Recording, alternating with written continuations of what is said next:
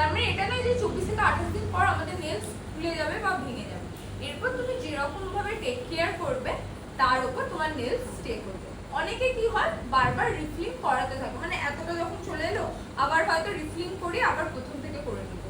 আর অনেকে চায় যে না আমি রিফিলিং করাবো না, আমার যেরকম অপারেশনটা পেরিয়ে গেছে যতদিন নেলসটা আছে থাকবে, তারপর উঠে গেলে উঠে যাবে। ঠিক আছে, আমি যেরকম এই এক্সটেনশনটা আমার হাতেই করা ছিল, আমি রিফিলিং করি, আমি এই জিনিসটা করেছি। যার মনে করবে যে না আমি নেলস মানে রিফিলিং করাবো না, তো সে ন্যাচারালি রেখে দেবে, তারপর যতদিন থাকবে।